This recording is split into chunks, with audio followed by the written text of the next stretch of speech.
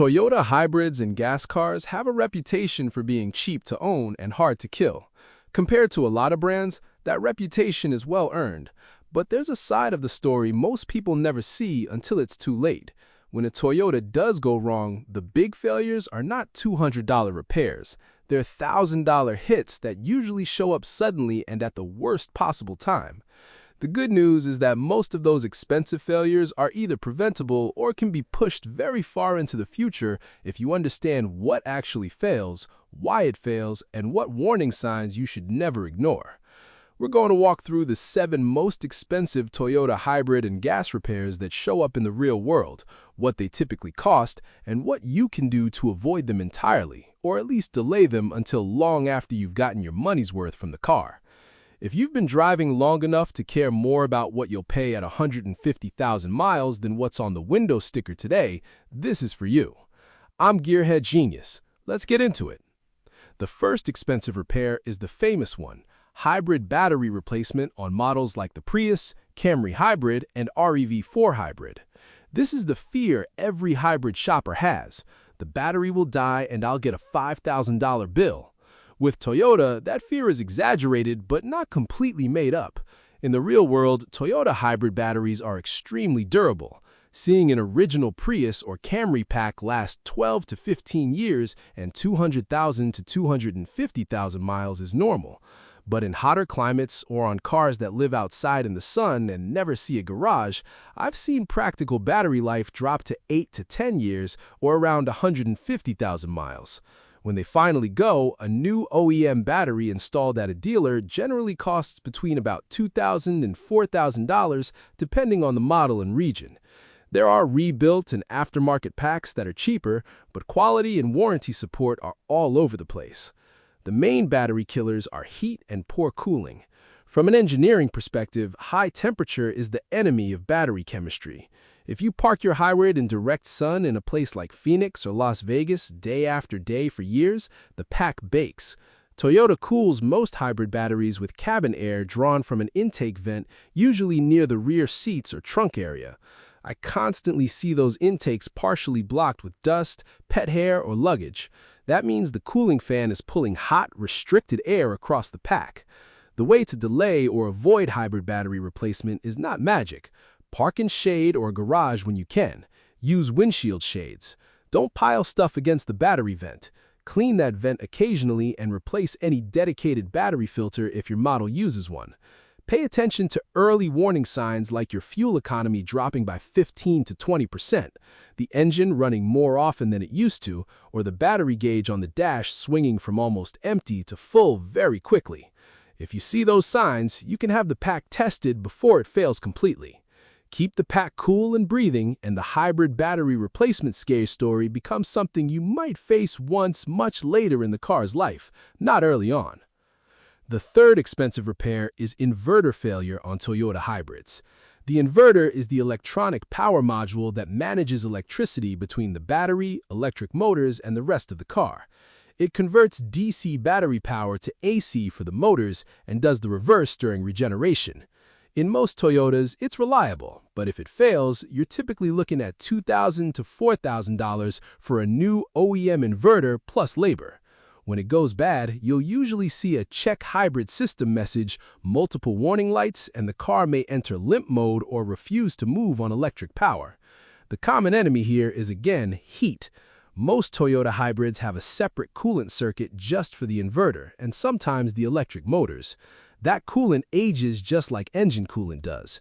If the inverter coolant gets low, degraded, or the dedicated pump weakens, temperatures inside the inverter rise. Heat is what slowly damages power electronics. Avoiding inverter failure comes down to a few habits. Keep an eye on the inverter coolant reservoir if your car has a visible one. The level should stay steady and the coolant should be clear, not rusty or full of debris. Don't ignore any hybrid system or overheating warnings even if the car still moves. It's a lot cheaper to pay for a coolant service and a new inverter pump than to replace the full inverter assembly after overheating it for months. If you plan to keep a hybrid beyond 100,000 miles, it's reasonable to have the inverter coolant changed right along with a major coolant service. This is not something most owners think about until something fails. Thinking about it sooner can save thousands. The third big-ticket item is head gasket failure on Toyota four-cylinders. For decades, Toyota engines were nearly synonymous with no head gasket issues. But as engines have become more tightly packaged and as owners keep cars longer, head gasket failures is something I see, especially on older 2.4-liter 2AZ FE engines and certain 2.5-liter four-cylinders that have been overheated. When a head gasket fails, coolant leaks into cylinders or into the oil. Combustion gases push into the cooling system and the engine loses compression.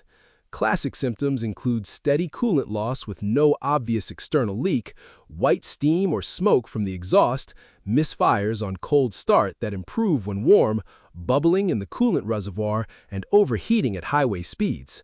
Once the gasket is significantly compromised, repair means removing the head cylinder, resurfacing it if it's warped, replacing the gasket, and reassembling everything with new torque-to-yield head bolts and gaskets.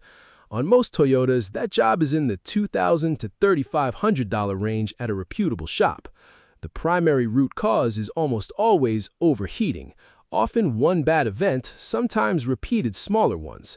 The way to avoid this repair is to treat your temperature gauge or warning lights as instruments, not decorations. A modern Toyota will sit at a rock-steady halfway point on the gauge when things are right. If you see it climb, take that seriously. Don't keep driving just to get home with an overheating engine. Maintain the cooling system proactively and fix small leaks, weeping water pumps, or sticky thermostats before they let you run out of coolant on a hot day. A well-maintained Toyota engine that never overheats almost never needs a head gasket repair. Fourth on the list is transmission or e-CVT replacement. Toyota's transmissions have a well-earned reputation for durability, but they are not indestructible. On gas models with conventional automatics, a full replacement or rebuild will typically run $3,000 to $5,000 at dealer rates. The hybrid e-CVT transaxles almost never fail internally if fluid is reasonably clean and the unit isn't physically abused. But if they do, new units are in that same multi-thousand-dollar range. The pattern I see behind the rare failures is consistent.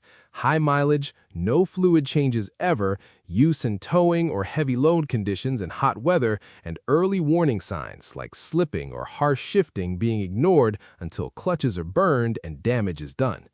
The best way to avoid a giant transmission bill is to treat fluid as a service item, not a lifetime promise. For a conventional automatic in a Toyota that you intend to keep, having the fluid drained and refilled around every 60 to 80,000 miles is prudent, even if the book says you never have to. You don't have to do an aggressive flush. Just remove the old fluid, refill with the proper Toyota spec fluid, and move on. For hybrids, Toyota often doesn't specify any fluid change at all, but hybrid specialists and long-term owners have learned that changing e-CVT fluid around 100,000 miles helps keep it healthy. Also, do not ignore new behaviors like pronounced shuddering on shifts, hard gear engagements, or banging into drive or reverse. Early diagnosis can find a valve body issue or electronic problem that's cheaper to handle before it destroys the hard parts. The fifth expensive repair is catalytic converter replacement. There are two reasons you end up buying a converter on a Toyota. One is natural or accelerated wear, the other is theft. On older Prius models, some Lexus SUVs and certain trucks have been prime targets because their converters contain more precious metals and are easy to access from underneath. One cordless saw and a few minutes are all it takes. In some cities, cat theft has become a weekly event for certain models. Preventing premature wear comes down to not ignoring misfires, fixing rich running conditions promptly, and addressing oil burning instead of just topping off forever. You avoid theft by parking smart, garages or well-lit, high-visibility areas, and by using a catalytic shield or guard if you own a high-risk model. Some insurance policies now specifically cover cat theft. It's worth reading your coverage, not guessing after it's already stolen. Number 6 is timing chain and tensioner repairs. Many modern Toyotas use timing chains instead of belts, and those chains are intended to last the life of the engine. That's the intention, but in practice, engines that see poor oil maintenance can develop stretched chains, worn tensioners, and noisy guides. The The symptoms are often subtle at first, a rattling sound on cold start that quickly goes away, or a check engine light with a code for cam timing correlation. If you ignore these signs and keep driving, the chain can stretch enough to cause poor running and potentially skip teeth. Replacing timing chain components on most engines is a deep job. Front cover off, lots of labor, and it's usually in the $1,500 to $3,000 range. The best prevention is exactly the same thing that prevents half the other big failures: high-quality oil changed on time. Chains and tensioners live in engine oil. If you keep that oil healthy, they usually reward you by dying of boredom rather than wear. Finally, number 7, steering rack or electric power steering system failure. As Toyota has moved to electric power steering across more of the lineup, the days of a simple leaking hose and a $300 fix have faded. Electric steering racks pack motors, sensors, and controllers into the rack. When they fail, especially out of warranty, the bill can be $1,200 to $2,500 or more. Hydraulic racks on older models aren't cheap either once you factor labor.